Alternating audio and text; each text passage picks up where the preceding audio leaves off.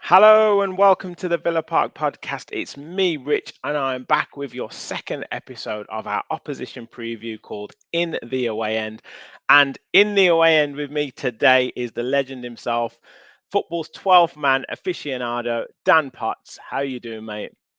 Pleasure, mate. Absolute pleasure to come on. I can't believe the season's kicked off and we've got Villa nice, bright and early again. We always seem to be going to Villa Park first. We never ever go the other way around. So, yeah, man, Villa Park again.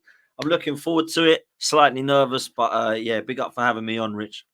Yeah, top man. Well, we'll get into all of that in terms of the game, the tactics, the predicted score lines, all of that. But yeah, it doesn't seem like 5 minutes ago that we played you guys at the Emirates. Obviously, result went in Villa's favour, had a lot to say in the title race. And again, coming around again this early in the season, it feels against like such a big match already. Mm. Yeah, it's huge. And I said to Judges yesterday, we did our little preview on it, and I said to him, kind of feels like we're going to Anfield or the Etihad for some reason. It feels this one is massive for a number of reasons. I mean, there's a lot of debate, as you saw, I'm sure, about Emery or Arteta and who the better manager is. That's been doing the rounds. There's also been, of course, I mean, you say it had a bit of a say, it had a massive say on the Yeah. title last season, doing the double over us. Just one of those games and Arsenal would have won the league, So for us, Unai Emery, he seems to have a little bit of a he's like one of the ghosts of he's like haunting us, is what I'm Yeah, trying to say. I can't the think of the ghost word. of Christmas past. That's Yeah. exactly what it is. Well done. That's exactly what I'm thinking of. So we've only actually beaten him once, and that was the last minute Jorginho strike that went off the back of Emi Martinez's head, really. And if it wasn't for that, we wouldn't have got anything over Emery. Emery beat us both at Villarreal. And I think this one just feels a little bit bigger because of that, Rich. So, yeah, looking forward to it. But this is a huge game. And I think mentally for Arsenal, it's massive as well because they'll want to get one over Aston Villa after what you did to us last season for sure. So I'm looking forward to it, man. Yeah, I mean, would you go as far as to say nowadays it's classed as a top of the table clash? Yeah, 100%, mate. That's where you are. You're in the Champions League, bro. You're a Champions League Mm. club. Unai Emery's done fantastic. I think Aston Villa now need to be respected in this league. You'll see from where I've put you in the prediction table that I haven't put you down in ninth like I see Mm. some people have, and eighths and ninths and tenths. And I'm like, what are we doing here? Like Aston Villa have actually strengthened this summer. You know what I'm saying? So for me, I think you'll be there or thereabouts. I've actually put you in fifth this Mm. season. I think you might just drop out top four, but I think fifth will probably still get you Champions League. Um, for me, I don't see Villa going anywhere, if I'm honest with you. Yeah. I don't see Villa. Listen, you could do, and it's football. Anything can Yeah, happen, of right? course. I look at the situation of the manager since he's come in. I look at your squad. I look at, yeah, you've lost Luiz, but you've brought in Onana, you've brought in Barkley. There's more to being added, we believe, in the next coming days. So I think Aston Villa have got themselves in a real great position now to have another good season. And I do see it as a top of the table clash because I saw you last season take points off of us and Man City, and we were by far the two best teams in the league. So that's the biggest compliment I can give you, man. Yeah. Yeah. No, absolutely. Absolutely. Well, I'll ask you a little bit about kind of the business that you think Villa have done and how you think they've strengthened and how you think they are going into the season. But in terms of Arsenal, what have you made of their pre-season and signings going into this season? Obviously, and as well getting off to a decent start last week. I don't think we've done enough in the transfer market, bro.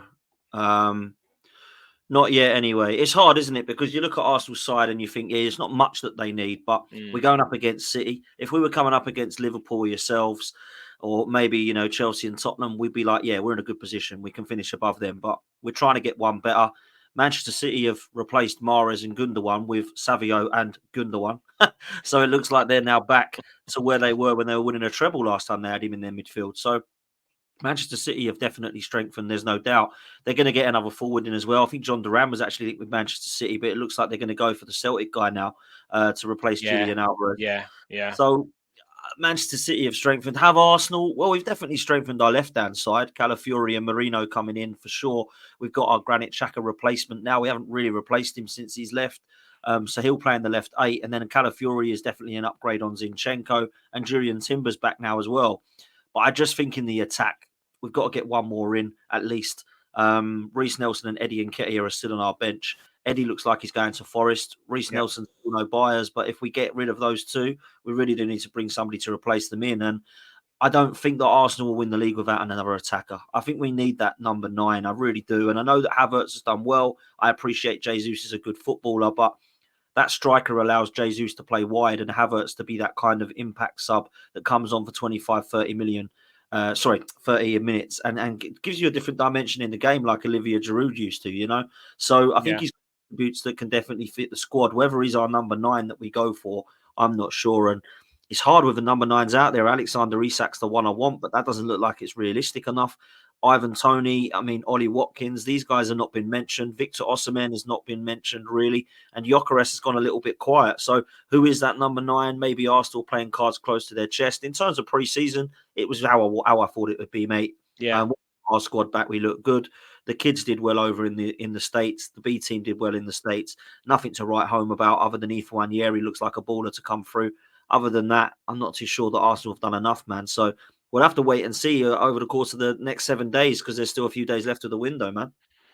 Yeah, no, you're right. It does seem a little bit strange sometimes with teams like Arsenal and even like Villa to a certain extent with us trying to get a forward player to, I guess, compete with Ollie Watkins. Maybe that's John Duran Mm. staying, but it does seem strange that you have so many options to potentially bring on in midfield or wide areas to change it. Maybe you're looking at a Saka kind of someone to push Saka on, but and in that left hand side, like you say, but don't seem to have anyone who can impact a game at the main position at centre forward who could get a goal in Mm. with 10 minutes to go or whatever. It just seems strange, and that might be the same with a number of clubs.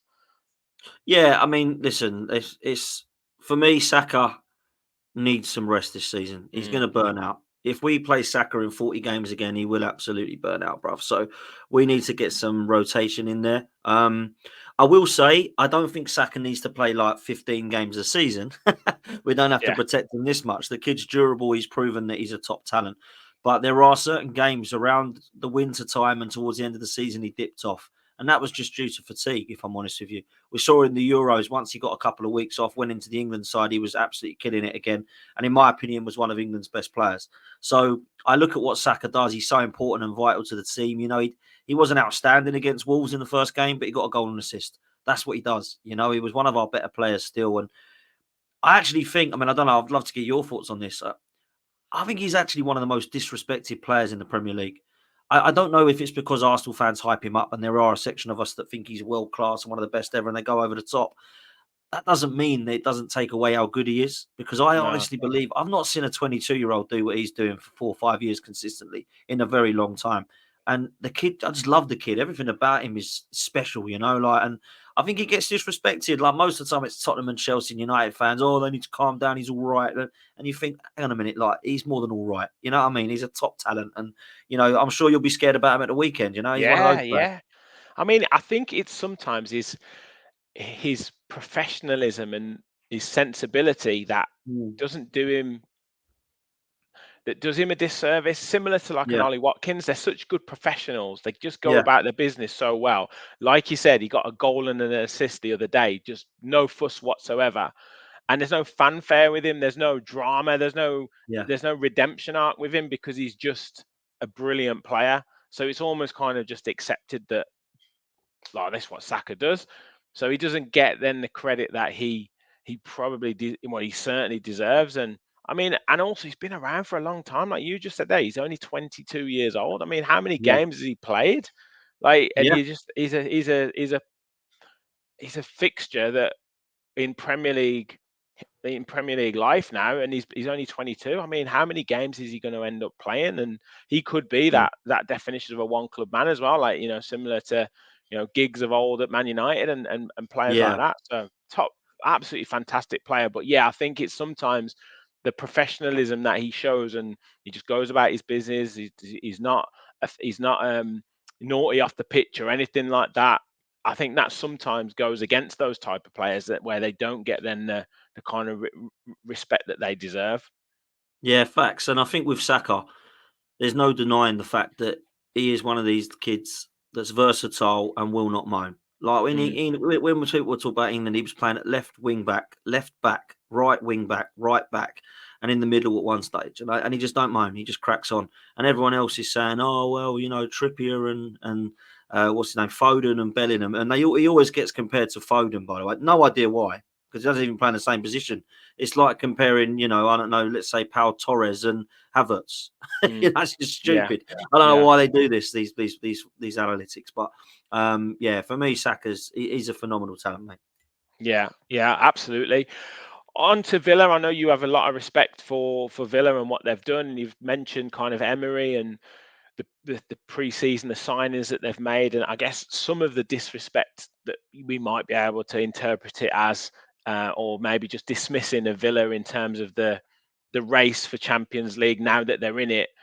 But what have you made of Villa's signings? You kind of touched on Onana. They've also obviously signed Matson as well and Ross Barkley. What have you made of the business that they've done so far and the strengthening of that squad?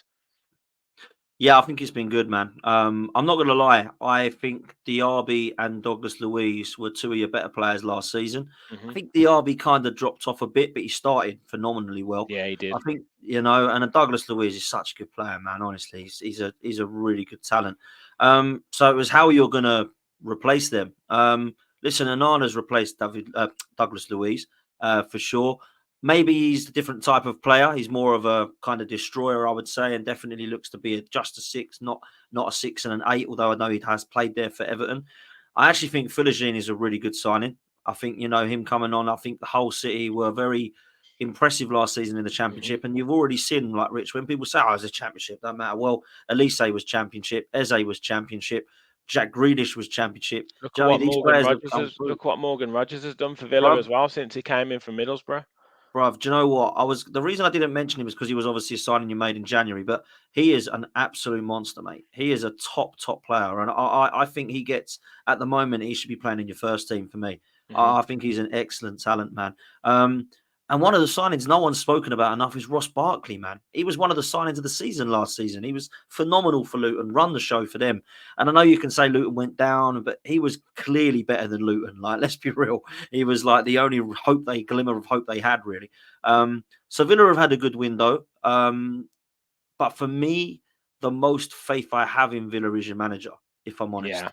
Um, because I've seen Villa have good sides before under Martin O'Neill. I've seen you have good sides before under Dean Smith when you'd come up, and I thought, yeah, Villa could do something.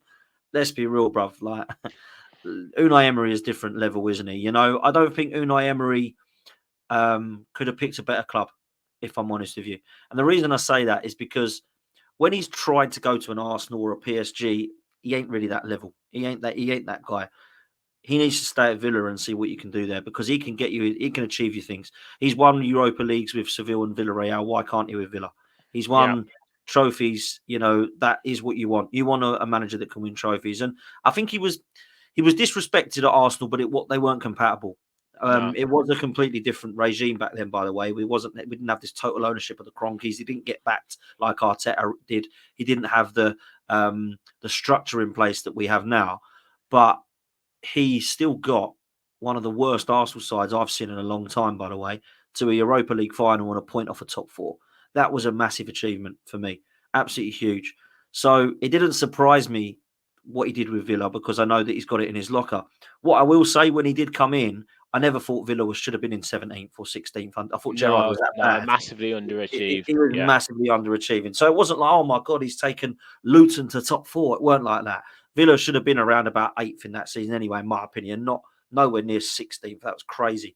Gerrard was awful, which is why he's now where he is. But for me, I think Unai Emery, that was the perfect signing. And I know that Billy was saying on my channel there's quite a lot of links to the board and people behind the scenes at Villa that are massively in to Emery, and it just seems the perfect fit. So yeah, big fan of what he's done, man. Big fan. Yeah, yeah, no, it certainly was the right club at the right time for the right person. It definitely seems that way. Going on to the game on Saturday, we've mentioned huge game.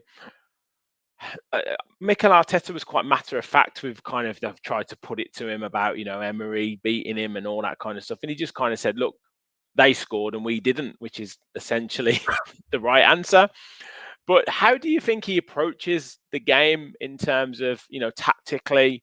And have is there anything? Are there any tweaks or anything that he's done this season so far that you've got any early indications?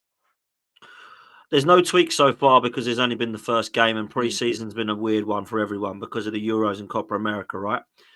But we need to make tweaks at the weekend because if we play Zinchenko, we will lose. It's as simple as that. Like since we saw what Leon Bailey did to Zinchenko, we've seen what you have to be fair, not just him, that your team can do when you're not at it defensively. And Zinchenko just isn't. Offensively, he's brilliant. And to be fair to him, he's been one of our better players in pre-season because he hasn't been asked to defend.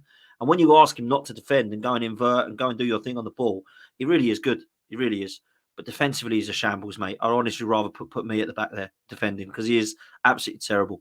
So if we play him, I honestly believe Villa can take all 3 points because I think they'll target that weakness. But I don't think he will. I think he'll go yeah, with Timber. Timber has looked immense, mate. Absolute immense. He is a baller. Everyone knows he is. The injury was cruel, if I'm honest. 11 months without your new well, signing. that's a cliche, isn't it? That he's like a new signing. You know. Yeah, yeah. I mean, Arsene Wenger used to say that, but this is true this time. He really is. And it feels like we've got two new left backs in Calafiori and Timber. So I don't think Calafiori will start because he's not played yet much, really. And I also believe that the signing of Timber and the versatility of Timber allows him to do both roles going forward and backwards. And I think that's what's needed in this Arsenal side against Aston Villa. The other thing I would do, I love Martinelli, I really do, but it's not looking quite the same. He Right. needs a little bit of confidence boost at the moment. Trossard is actually the better footballer, if I'm honest. Technical ability wise, goal scoring wise, he's phenomenal, right? Um, I think with a high line that Emery plays, Martinelli and Jesus might be an absolute nightmare to come on from the bench for you guys. I think getting in behind with those two, I think could be our secret weapon, and that's why I'd leave them from the bench. So I don't think it being much of a difference. I think the team will be the same that it was against Wolves, other than Timber will come in at left back and potentially Trossard for Martinelli. But listen, knowing Arteta, he's so stubborn, he'll probably stick with the same team and say we beat the Wolves, we'll stick with it. But I just worry if Martinelli and Zinchenko are down that left-hand side together, I worry that you'll be able to get in behind us, mate. Yeah.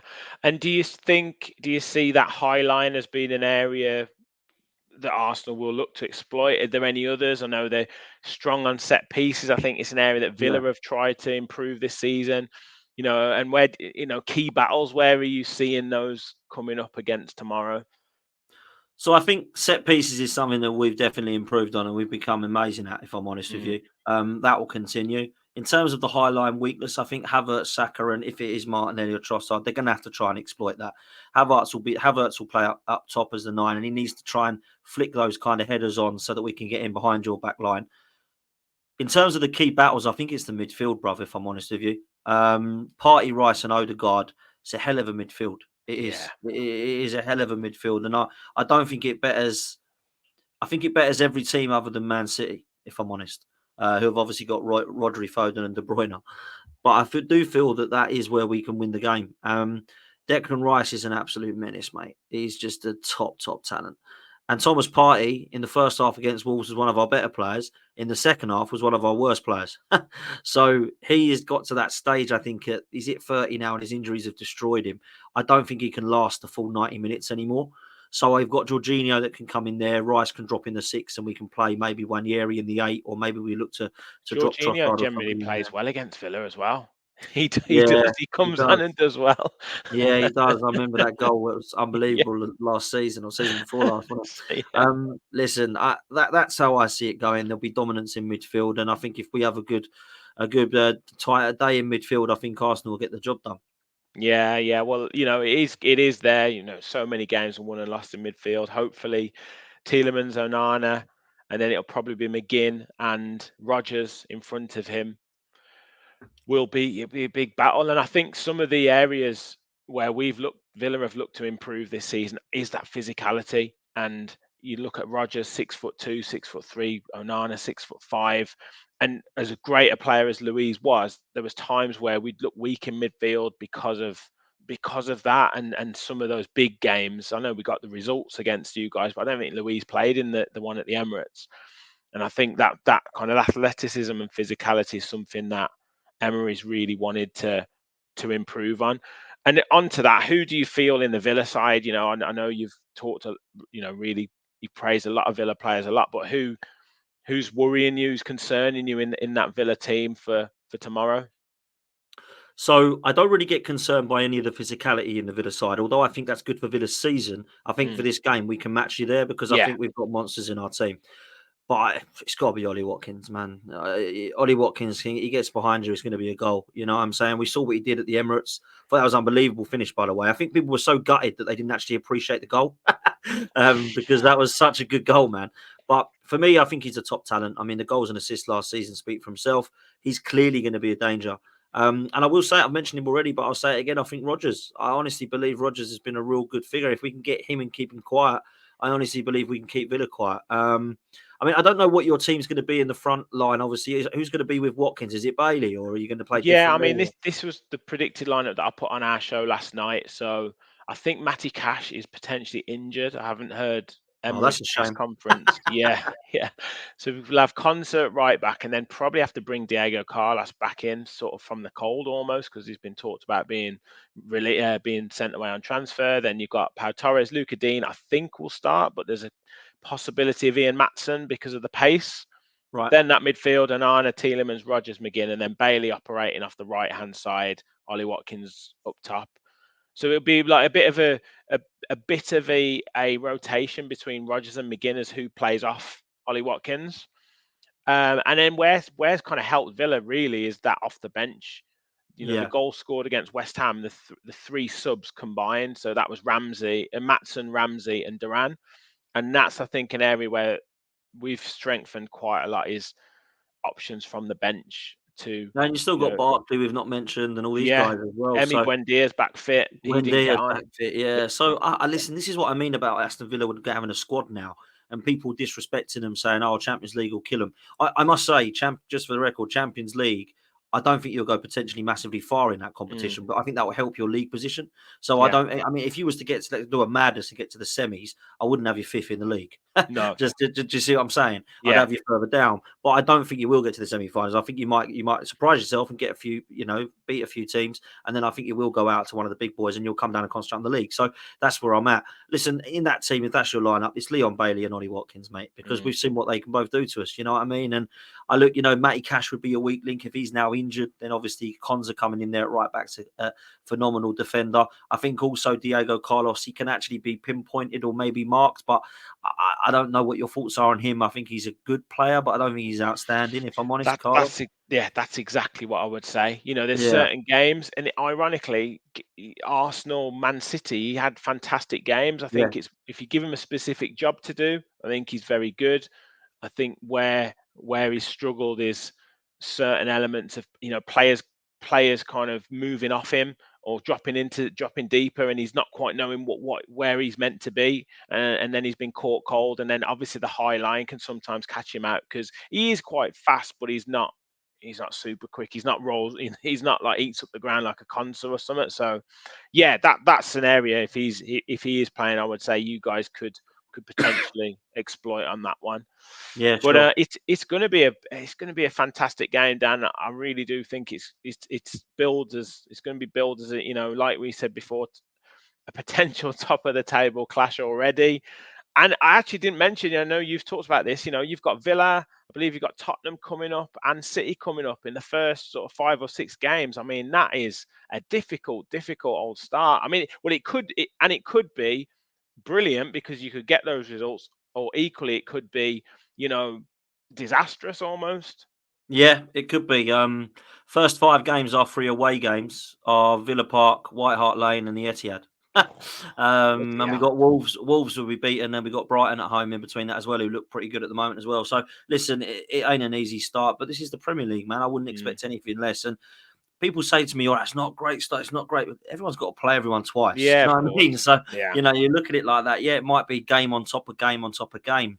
The problem we've got as well, which people have forgotten about, is between Tottenham and City, we've got a Champions League game. And if Mm. that is one of the big boys, like a Real Madrid, we'll have to play Real Madrid in between Tottenham and Man City. I mean, it doesn't get any easier, but this is what we should be doing as a big club. We've always done it over the years. It's no different now. And I look at this game and see it that it has to be 3 points. Some people are saying take a point and move. Not for me. We've got to win this game, man. If we want to win the league, we've got to beat Villa at home and away. We've got to, because we didn't last year. We didn't win the league. Yeah. So that's how easy. That's the way it is. Well, look, great show. I've got to get you before we finish up. Prediction for tomorrow's game. I'm going to go 2-1 Arsenal because I do feel that we have to win the game. I do feel we'll concede because I think Villa have got some firepower and I think they've got weapons that can definitely get through us. Consistently, we've been pretty good, and away from home, if I'm honest, our record was really good last year. In fact, we only lost 1 game in 2024, and that was to you guys at our place, not away. Yeah. So our away Yeah. record was phenomenal. So I'm going to be confident and go for a 2-1 win, Rich. I actually said 3-1 Villa. Oh, wow. I'm going big. I said Watkins, Bailey, and then you guys would score, get back into it, put us under pressure, and I said Duran would come on and put it to bed. But Wow. I could equally see it going the other way as well. I do think there'll definitely be goals in there. But yeah, and on our prediction and our preview show yesterday, as is the way at the moment. I think it was 100% Villa win. Oh, sorry, one person said a draw. Obviously, it's a very biased sample size, but Yeah, but Villa fans are you very look at the confident about results. this. Yeah, You look at yeah, the result of last year, people are going to be confident against yeah. us. Of Of course they course. are. Yeah, If you were beating you 4-0 with 3-0, you'd probably go, oh, we're probably going to lose this one or yeah, draw this yeah, one. So that's where it is. But listen, it's fair. You beat us last time. Emery gets one over our tail. We got to beat you, man. Got to put that to bed. yeah. Well, amazing stuff, mate. Thank you very much for joining me. If no one has heard of you, I don't know where they've been, but tell us where people can find you. Shout out your podcast and where else you're going to be over the coming weeks. No, come on. Bless up and big up, bro. Thank you so much for having me on. Make sure you hit the like and subscribe to the Villa Park podcast. What Rich is doing is superb. If you do want to come and follow myself, then it's at Dan Arsenal87. If you want to come and follow my channel, then it's Football's 12th Man. Every morning I'm doing transfer news at the moment, and it's all football as well. So please make sure you come follow and show some love. Cheers, Rich. Brilliant, brilliant. Well, look, I'm sure it's going to be a fantastic game. Stay tuned as well to the channel. I've got my instant reaction. We'll have our live match reaction. We'll have talking tactics with Gareth and our fans forum. So make sure you hit the like button, as Dan said. Make sure you hit the subscribe button. We're on the road to 5,000 subscribers. You can help us get there by like, subscribe, and get your comments in below. Thank you all for watching. And as always, remember, we'll follow the Villa.